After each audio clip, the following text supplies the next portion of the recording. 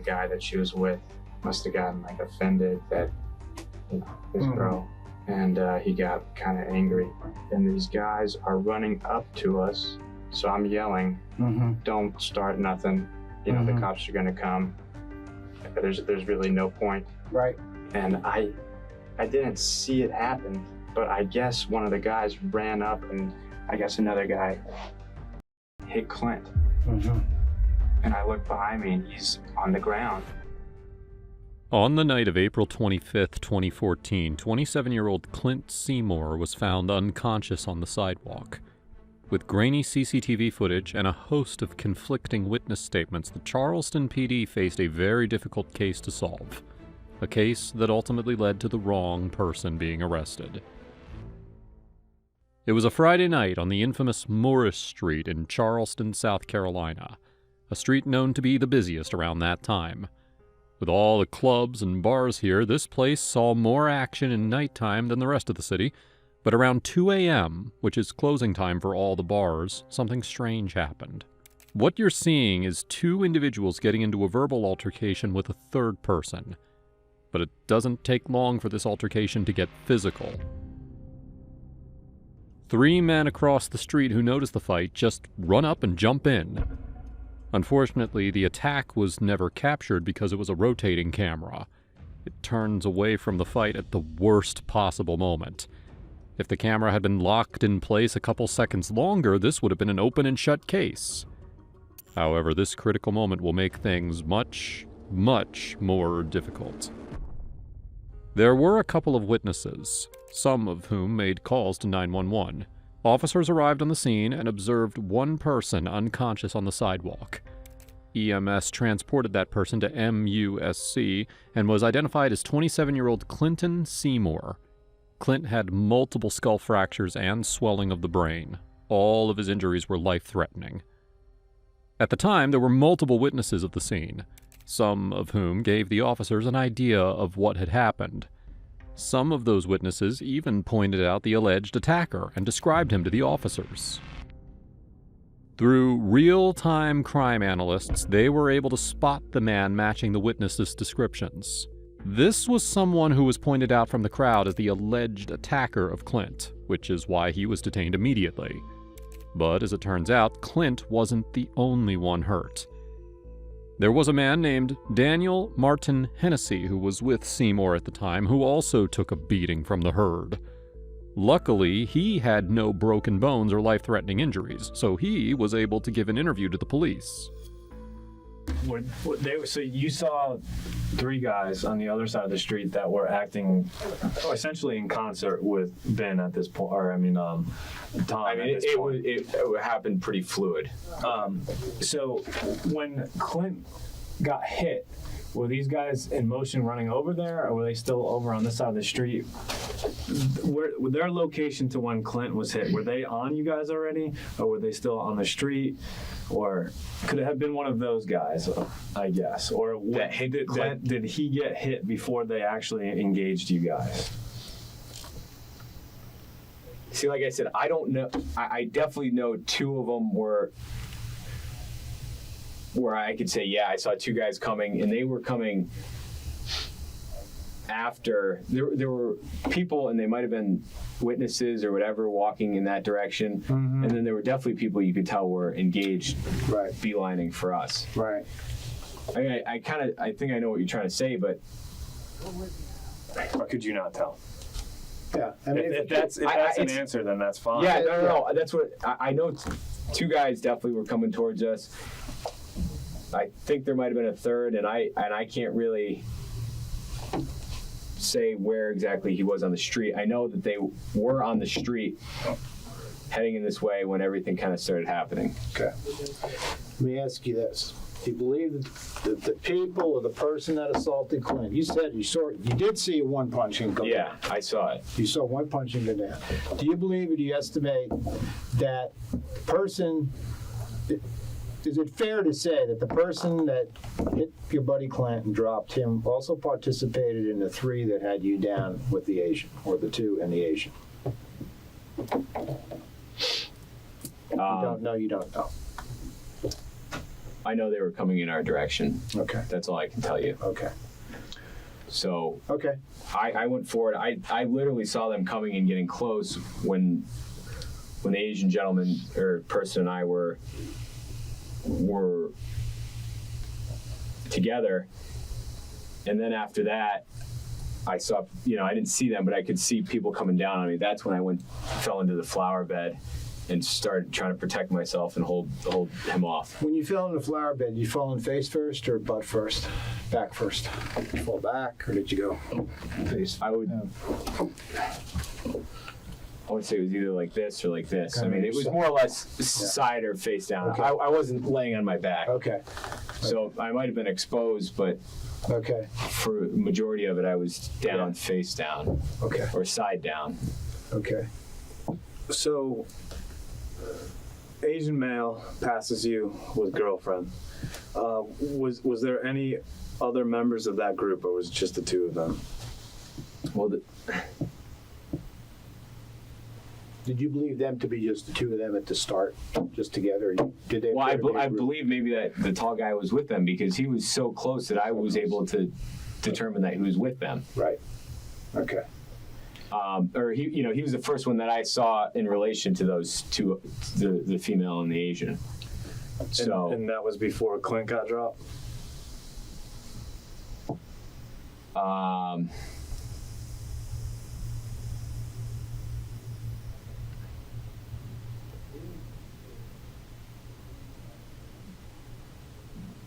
I mean, I saw him when the word started flying. You saw the guy, the tall guy. Right. Yeah. He was Was he a participant in this? I mean, you've got him right up and in there. I mean, was he? In other words, he wasn't a stranger. To this guy. No, he wasn't a stranger. He was associated with this guy. Okay. So, and if you can't answer this, that's fine, and just tell us if you can't. But from the people that you saw running across the street, do you think that tall guy was part of one of those people, those 2 to 3 people that you saw running, or was he already? No, he was already. You guys? He was already a lot closer to us than those guys were. Okay. That's good. That's good information. According to Dan, the attacker was one of the people who ran across the road. They also believe that this tall guy was the top suspect in the case, but IDing him was a hassle. But from this next witness, we will get a hint on what the altercation was about. Just a heads up, if you're liking the video, please consider subscribing to the channel. It helps more than you know. All right, back to it. That big group of guys come through, whatever you remember, and then the Asian male and the white female come by. They go in between the building and you guys. How does she make contact with you? Just walks up. I don't even know if she even touched me. Just like walks up and like looks at me and just giggles and whatever. So she looks at you. You don't know if she makes contact. You said she was fairly intoxicated. Did she stumble into you? Did she reach for you? No, just kind of like stood next to me and like was just, her eyes were just rolling. I don't even, she was just drunk and ended up next to me, and then the guy got a little mad, and words were interchanged. Before you go further, how close is she to you? Are you guys like face to face, side to side? She must have been like this. Okay, so and she's I'm kind of pretty leaning sure up against you. Yeah. But doesn't say anything, just kind of giggles. Yeah.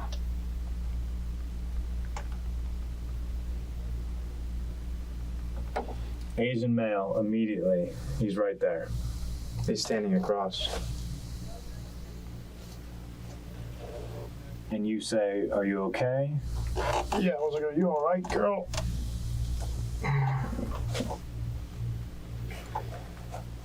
Does she respond? I don't even remember. Okay. Does he respond? Yeah, she's with me or something. She's fine. She's with me. Okay. You couldn't have her in your dreams.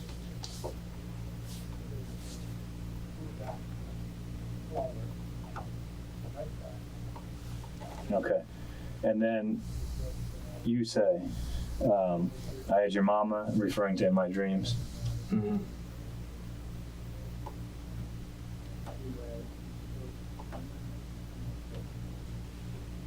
Did he flag over for his friends to come at this point? Where was that? Just yelling. When did he yell for that? Before or after you said that? Like right during that time, just yelled over to his friends. So do you think it was before or after your response to him? I think it was after. Okay. He yelled.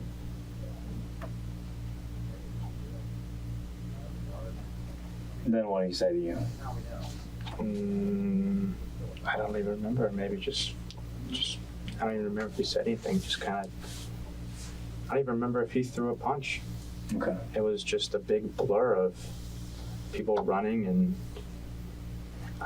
the only thing I remember after that was me just trying to diffuse a physical fight. Okay. How long has she kind of leaned up against you or whatever? Are we talking 30 seconds, a minute? No, like 5 seconds maybe. 5 seconds. Did you touch her in any way? No. Not at all. Did in terms of reaching for her or putting your arm around her, anything at all? Not that I remember. Okay. And you think you would remember something like that? Mm-hmm. Yeah. Okay. I just want to make sure, and it doesn't matter either way. But so you did not touch her in any way, put your arm around her, caress her shoulder, anything? Maybe? Don't know. Maybe, but don't remember if I did. It's a possibility that I put my arm around her and said, "Are you okay?" But I'm not going to say I did. Okay. Because it may not have even happened. It seems like this altercation was nothing more than a drunken bar fight which escalated badly. On top of that, poor Clint wasn't even the one instigating the fight. So how did he end up unconscious on the floor? And who was the person who punched him? The guy that she was with must have gotten offended that, his girl. And he got kind of angry. And these guys are running up to us. So I'm yelling, "Don't start nothing. The cops are going to come. There's really no point." Right. And I didn't see it happen, but I guess one of the guys ran up, and I guess another guy hit Clint. And I looked behind me, and he's on the ground. From Dan and Bradley's description, we see that Clint was standing behind the two, yet he took the most damage. At this point, the police ID'd the detained suspect as 26-year-old Peter Dudenyak. The question is, was it him who delivered the punch or not? I mean, you said that you were arguing with these people. No, these people were yelling at our girlfriends while they were across the street. Next thing you know, they came across the street and started talking, and next thing I know, somebody's on the ground. His first story didn't make a lot of sense, at least not if you compare it to the CCTV footage. He ran with pure motive from across the street, and yet he denies even punching anyone that night. I swear to God, I did not throw a punch.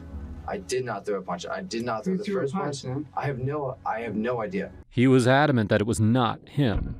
But when you have an evasive suspect and CCTV footage debunking his statement, well, then it's a pretty open and shut case. But, of course, the detectives still need to give him the benefit of the doubt and dive deeper into the witness interviews so that we can get a much clearer view of the case. Now, while all of this is happening, Seymour is still getting treated for his injuries. But due to the severity of his skull fracture, he didn't survive. Clint Seymour died that day, making this a homicide case. Okay, what I want to do is I just want to clarify some things of who we're talking about, okay? So I'm going to show you a group of photographs, all right? These photos may or may not contain the picture of the people we talked about, okay? Who is involved in the incident, which is under investigation. Just keep in mind that the photos may show a variance in complexion, hair, eyes, facial hair, things like that, etc. if you recognize anyone in the photos as the person who were, one of the people we're talking about, just I'll ask you to circle and initial the photo. Okay. Okay. And if you would, you can just open that up.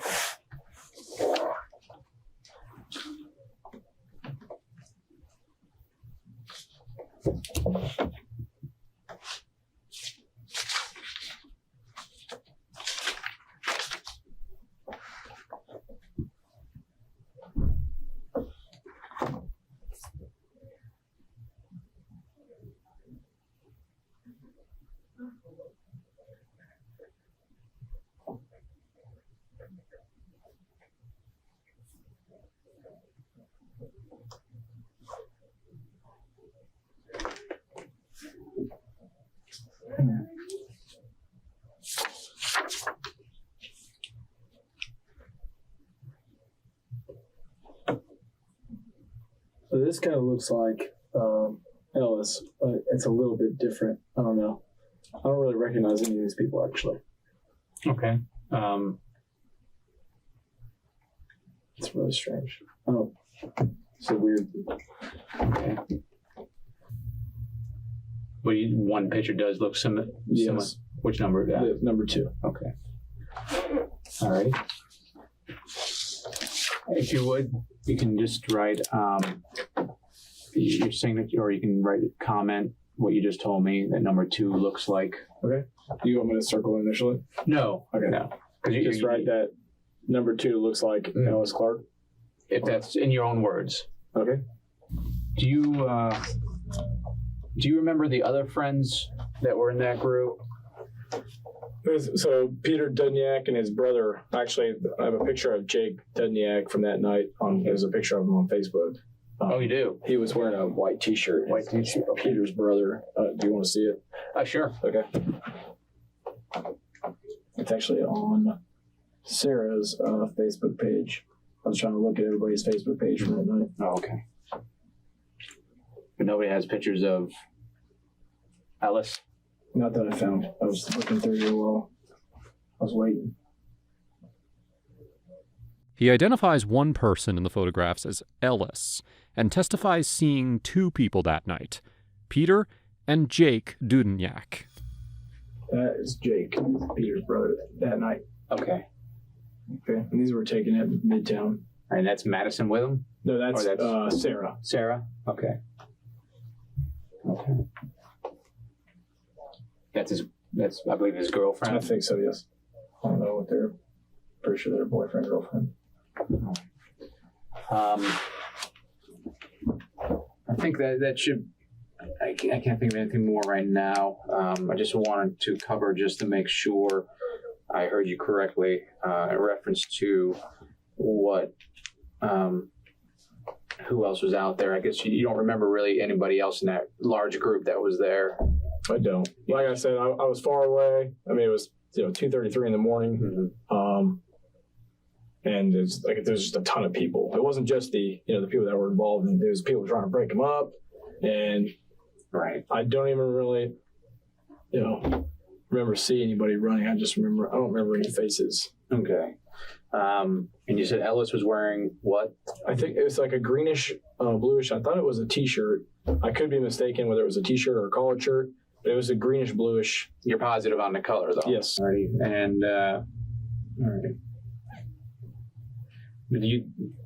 Did Ellis ever say that he specifically hit the person to knock them down, or do you recall? Yeah. So that's what I don't remember if he specifically said that he knocked someone out, but he did say that he hit someone. Okay. That he ran and just hit the first guy. Okay. Or hit somebody that was involved in the commotion. So. Okay.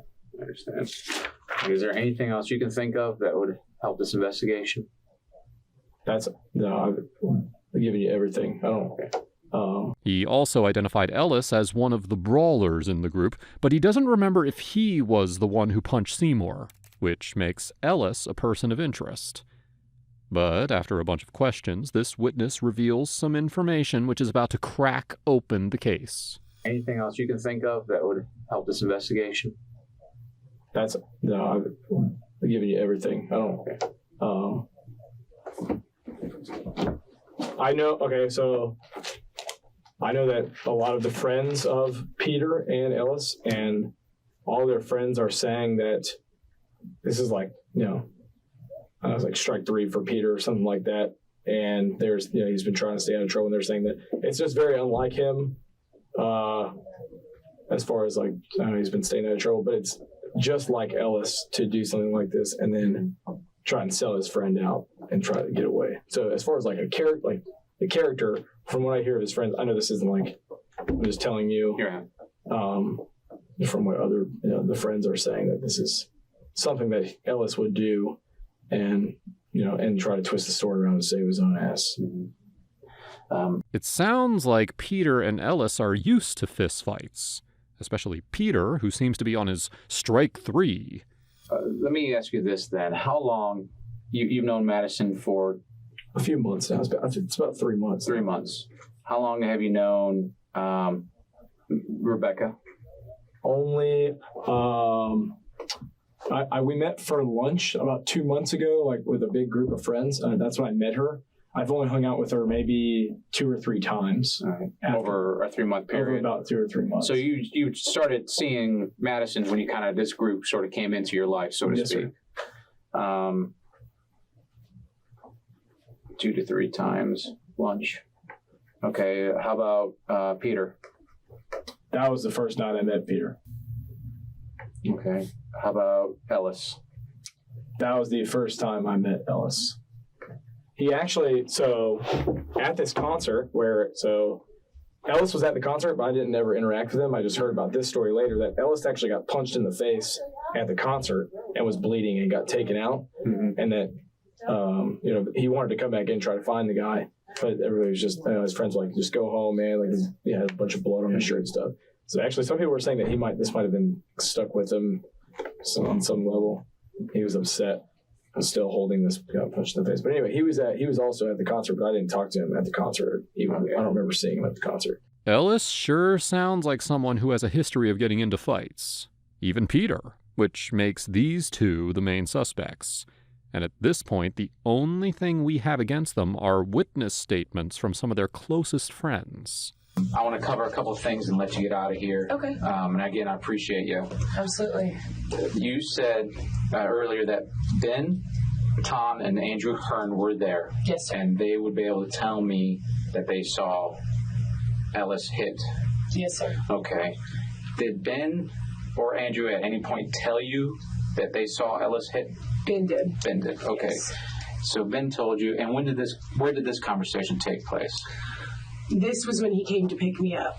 Okay. Because Ben, he said that he was on the ground. The other guys were on top of him. Who was on the ground? Ben was on the ground? Ben was, yes, okay. sir. Ben was on the ground. And he said he heard running, saw Ellis throw a hit, and the kid dropped immediately. Right next to Ben. So, he saw it. He heard running? Yes, sir. Matt also saw Ellis run up and punch the kid. So Matt could, okay. Mm-hmm. But that's according to Ben. Or did Matt tell you this? No, Matt told me this. Okay. Yeah, Matt saw Ellis hit the kid. Okay. All 3 of them did. Okay. But Ben and Andrew were involved in the fight. I got it. So Ben told you this when you were at where? When we were in the car. In the car. After Percy Street? Yes, sir. Okay, what time was that roughly? He picked me up around 3, I want to say. Is this the whole group? Or, because I thought he picked you all up from Percy Street and you all left. No, it was just me and Ellis at Percy that he had picked up because Madison and Matt had stayed there. That's right. Yeah. I'm sorry. No, so okay. Alice is in the back seat not saying anything. Yes, sir. So you guys are actually having a conversation about this. Right in front of him. Right in front of him. Yes. Right. Sorry, my brain's That's okay. all over the place over the last That's okay. 24 hours. So you two are actually speaking together Yes, sir. about it, and he admits to you that he saw that. Mm-hmm. All right, so this is about 3 o'clock. Yes, sir. All right. Matt also said something in front of you, reference to seeing, or I'm sorry. Matt said that he saw it as well? Yes, sir. How did Matt see it? Matt, I guess, him and Madison were walking up on it, saw the kids and Ben fighting, and they were like, oh, look, like these guys are about to go over, and they saw Ellis running and hit the kid. Okay. At this point in time, they didn't even know that it was Peter, Ben, and Ellis. Because when they got over to the kid and crossed the street, they were across the street from where this was happening. Okay. So by the time they crossed King Street, they were all gone. Peter was still there, and the kid was laying on the ground. And that's who they first went to, was the kid, and called the ambulance. Okay, so Matt and Madison are on the other side of King Street? Yes, sir. Okay, so they're like on the Joe Pasta side. Yeah, like walking right across from all of this. And they look over, see a scuffle, but they recognize Ellis. Okay. Yes. And they see from that distance. Yes, they saw him running and ran up and hit the kid. And they told you this is at 9 Percy Street? Yes. Yeah, this was all happening after this. Okay. In most of these witness statements, we start to hear about Peter and Ellis a lot. But in this next interview, we will see that it was Ellis who has a more bragging tone than the man in custody. Before I get started, I guess obviously you've seen the news now that this has now changed from a simple street fight. Okay, it's something extremely serious. Which changes, obviously everything's important to us, but the dynamics of this case has certainly changed. So what I would like from you is what you saw, what you know. All right, I've talked to a lot of the folks involved in this and trying to sort through from what they've heard and what other people say and what other people have seen from what they have, what they actually know has been quite a task for me. And so what I would like to do is let's start from the beginning, and again, we'll just talk about what you know, and then maybe we'll move on to if there's any other information that may help this investigation. Okay. So let's start off from that night. I guess it's my understanding you were leaving a bar. Yeah, Matt and I were walking home from the Dollar. So we were going to Spring. So we were on, we were on the opposite side of Kingdom Works, or where the fight was. And for some reason, I looked over, I was like, holy shit, Matt, look.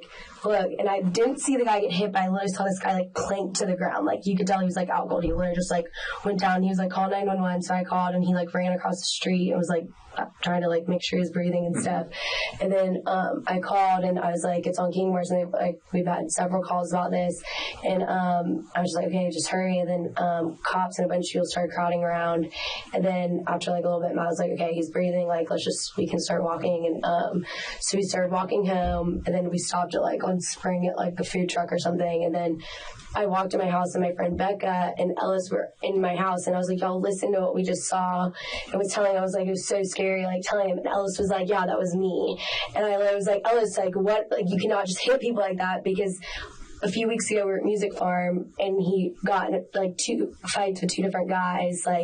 He's just known for that. And I obviously didn't know exactly what had happened. And then I told Ellis to leave, and I told Becca just to stay at my house, but she said Peter gotten arrested. She was upset, so we had taken her car keys and told her that Peter had them. They're still at my house. And then we went to sleep, and I woke up, and they were both not at my house. According to Madison, Ellis not only bragged about punching Clint, but that he has a history of physical altercations. At this point, to ensure that the person is not giving a false statement, we have to corroborate it with the CCTV footage, which will help the detectives double-check the events of that night. We all left to go to the bar together. Originally. From the house. We walked from my house, we went to Midtown, and then there was a few of our other friends just there. And then we ended up leaving there, and because we always just kind of migrate to the Dollar. And so, but when we had left the Dollar, we all kind of left individually. Okay. But that's what I'm saying. I don't remember Peter. I don't think Peter and Ellis were at the Dollar. Okay. So as you guys are walking, you're on the east side of King Street, which would be the Silver Dollar side. Okay, the west side is the side of O'Malley's and Midtown, what have you. So you're walking up King Street.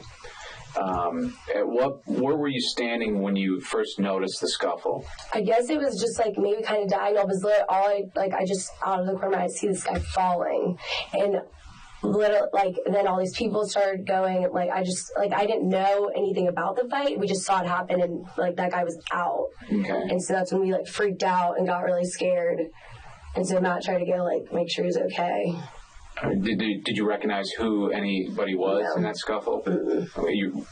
How far away were you, do you think? It was just across the street, and I started walking over, but I wasn't, like, paying attention to if I knew anyone because I didn't recognize the guy or anything. Mm-hmm. Okay. Did you remain on the other side of the street? No, I had walked over. You walked over with Matt? Like, he ran across, and I started calling 911, and then as soon as they got on the phone, I had walked over. Did you recognize anybody in that group still? Mm-mm. I didn't know anybody. Okay. And you said you called 911. Mm-hmm. Did you actually talk to an operator? Yeah, I talked to them, and they had said they had several calls, and I was just like, just hurry. And I was told them we can't get worse. Okay. And then he hung up? Mm-hmm. All right. After that, at this point, were you aware of who was involved in the scuffle? Literally, I didn't know anyone, and then people were just crowding around and on their phones, and then there was a few cops there, like, trying to help this guy, so, like, I just was focused on, like, to see if this kid was okay. Okay. So you didn't see anybody else, Peter, or... Like, I literally didn't even see, I don't know how I didn't see the kid get hit, I just literally saw him, like, falling to the ground. So you didn't see the punch? No. Okay. So you guys go to the food truck at that point, and then walk back to walk home. The food truck's like on Spring Street, and Percy's right off of Spring. And then we walked in. I was like, "Y'all listen." I was like telling them, and Ellis was like, "Yeah, that was me." All right, let's slow it down there. So you walk into the house, and Matt's with you. Yeah. Okay. What do you see when you first walk into the house? Ellis was like sitting on my couch, and Becca was either sitting on my coffee table or standing. I don't remember. They were in there. So Ellis is in this room. Becca. Who else? That's it. Just then Matt and I. Is Matt with you? Yeah. So you four. Yes. All right. As you walk into the room, was there a conversation? I just like started. I was like, "Y'all, listen to what just happened." I like brought up the fight. You said, and what did you say? I was like, "This is so scary." I was like, "We just saw this guy get, or he just was falling to the ground. We had to call 911." Like, and Ellis was like, "Yeah, that was me." And Becca was already like upset. I guess because Peter had gotten arrested. Okay. When Ellis said that was me, what? Tell me about that conversation. Well, that's when I just like went off and was like, "You can't just hit people because he's known for doing that." Okay. Did he say that was me in the fight? Did he specify? The way he said it, like, I don't remember word for word, but the way he said it, he, like, I was like, "Yeah, this kid, like, fell to the ground," and he was like, "Yeah, that was me." Like, so the way he said it was to me saying, like, "Yeah, that was me, you knocked him out." Okay. I mean, Ellis is, like, a huge kid. Okay. And, like... All right, at that point, you said you got upset with him? Yeah, and I told him to leave. I told Becca to stay. All right, and what happened then? And then I went upstairs, and I went to sleep, and then I woke up, Becca and Ellis were gone. He not only confessed to Madison about his punch, but also to an entire group chat. He felt as if he had accomplished something from the fight, not knowing that the victim ended up dying. How about the next morning? You wake up the next morning? Becca had just called me, or I talked to her, I guess, that day. And then, or no, someone had sent a text to our group text saying, "Y'all, this kid's in a coma, like, it's serious." And that's when I talked to Becca, and she was just like, "Peter's in jail, like, and now this kid's, like, really hurt and stuff." And I was like, it. And, I mean, then Ellis had been texting Becca, my friend Rosie, and Peter's sister Kelly in like a group text trying to be like, "Y'all, let's try to get Peter out of this," to like whatever. And Rosie was like, "Ellis, you did this," and all this stuff. Yeah, but that's not to you though. No, but I mean, they sent it to me. Did you receive any text messages from Ellis or anybody else in that group? Any of the males involved? No, I don't know who else was involved besides Peter and Ellis. You don't? No. It was at this point that the investigation was steering away from Peter Dudeniak and towards Ellis Clark. While Peter was detained, he was now shown the video from that night with the hopes that he would either come clean or present facts of the case that exonerates him. We're saying that, and in that video, by the way, you identified yourself, Andrew O'Hearn, right, and also Ellis. Yes, sir. What's Ellis' last name? Clark. Through Peter's help, the detectives could ID who was who on the night of the incident.